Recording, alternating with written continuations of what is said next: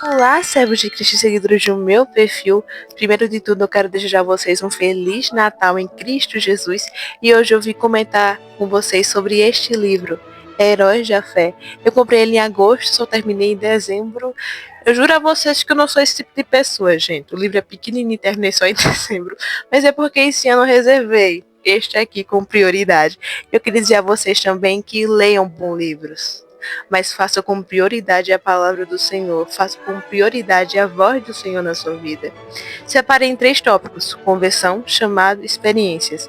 Não vou contar todas as experiências aqui, porque eu já contei em um dos servos de Cristo. Então, quando terminar este vídeo, corre para lá. Deus vai falar com você lá também. Vamos começar com os 2 Carlos do livro, Carlos Finney e Carlos Spurgeon. Gente, não me condene se eu estiver falando errado.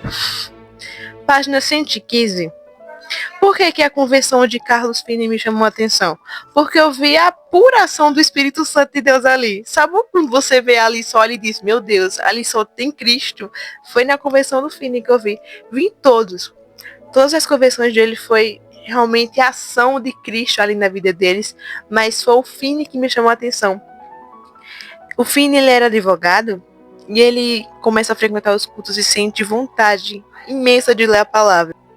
E lendo ali a palavra do Senhor, ele se encontra com Cristo e ele decide ir à floresta sozinho para conversar com o Senhor. E lá, a gente, lendo o livro, depara com uma batalha. Eu diria uma batalha entre carne e espírito. Ele tem uma certa dificuldade de entregar o coração dele a Deus.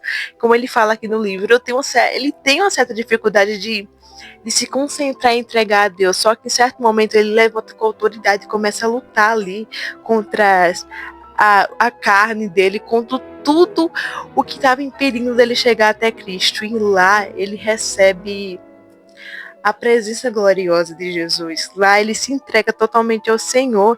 E o livro fala que depois disso ele vai se dirigir ao seu trabalho, ao seu gabinete, ao seu escritório. E lá ele vai sentir mais ainda a presença do Senhor. Ele fala que ao se virar e se sentar na cadeira lá do seu escritório, ele vai receber o batismo com o Espírito Santo. E isso me lembra do livro que eu li também esse ano, que eu vou trazer também aqui, Como Receber o Batismo com o Espírito Santo. E não tem uma página do só livro que o autor não enfatiza o arrependimento. Ele fala, se arrependam-se. Se vocês querem receber essa bênção do Senhor, se arrependam-se. A gente vê isso na vida do Finney. Ele não conhecia essa bênção, mas ele recebeu isso. Aqui fala, chorei alto, página 115, e fiz tanta confissão, ou seja, ele confessava o seu pecado ao Senhor, tanta confissão quanto foi possível entre os soluços, parecia-me que lavava os pés com as minhas lágrimas, contudo, sem sentir-se tocado na sua pessoa, a pessoa de Jesus Cristo. E ao virar-me para me sentar, recebi o poderoso batismo com o Espírito Santo, sem esperar, sem mesmo saber que havia tal para mim. O Espírito Santo desceu de tal maneira que parecia encher-me corpo e alma. Ou seja, parecia que a sua alma estava sendo lavada. Eu não sei por quanto tempo este batismo continua a passar sobre mim, por todo o meu ser, mas sei que já era noite quando o dirigente do coro veio ao gabinete a me visitar e encontrou-me nesse estado de choro. Ou seja, foi um estado maravilhoso, eu diria. Entre soluços e o choro todo, ele confessou todos os seus pecados e recebeu essa bênção.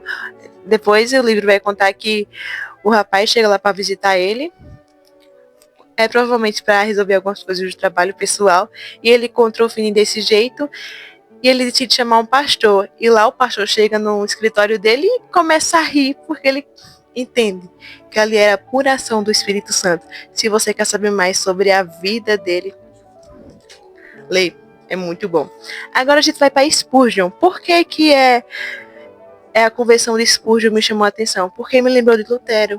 No começo da vida de Lutero, o livro vai falar que ele estava, digamos que, depressivo, ele não se sentia digno do Senhor e também ele não tinha essa liberdade que temos em Cristo Jesus de dizer, de viver feliz, porque através de Cristo eu consegui a salvação e posso ser livre de mim mesmo, de tudo, dos meus pecados, e posso me encontrar com ele no céu. Ele não sentia essa liberdade que temos.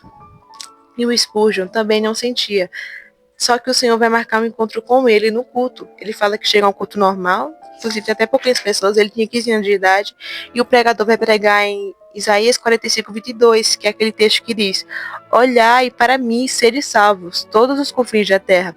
E ele fala que o pregador, Deus vai usar o pregador ali naquela pregação e vai olhar atentamente para ele. E o livro fala que o Spurgeon sente Deus gritar na alma dele, dizendo: moço, tu pareces ser miserável, serás infeliz na vida e na morte se não obedeceres. Então gritou ainda mais: moço, olha para Jesus, olha agora. O rapaz olhou e continuou a olhar, até que por fim um gozo indizível entrou na sua alma, até que por fim o Spurgeon sentiu aquela felicidade de ser salvo em Cristo Jesus. Quer saber mais? Vai ler. Vai ler.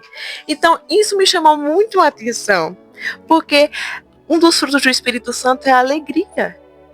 Não sei você, mas eu estou muito feliz. Você está feliz? Você devia estar feliz, porque Cristo nasceu, morreu pelos seus pecados, ressuscitou, e hoje Ele te diz: olha, eu tenho experiências, eu tenho um chamado grande na tua vida, eu tenho um plano de propósito. Por favor, vá vivê-los. Agora eu e você chega em Hudson Taylor. Só que o que me chamou a atenção foi a confissão do pai e a mãe dele. Por quê, Clara?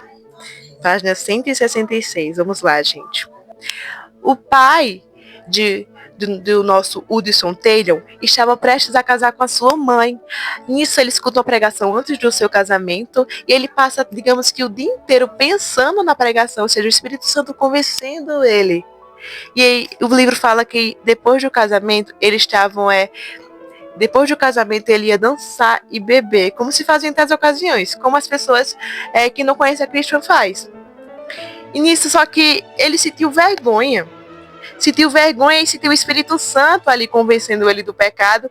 E antes do casamento, o livro fala que ele permaneceu de joelhos, a face com Deus. Ele passou, digamos, o dia inteiro face a face com Deus, de joelhos, os últimos minutos.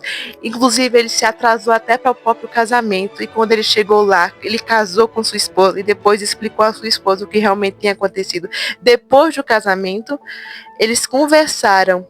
Ele conversou sobre a alegria do Espírito Santo, da salvação com ela, e depois se ajoelharam e entregaram o seu primogênito ao Senhor, pedindo que desde já Deus o separasse para a sua obra. Essa conversão me pegou. Eu vi também a apuração do Espírito Santo aqui. Muito lindo. E sabe qual foi o primogênito que ele separou e entregou para Deus? O nosso Hudson Taylor. Gente, não me condeno, acho que eu tô falando errado. Próximo, se tu quer saber o resto, lê o livro.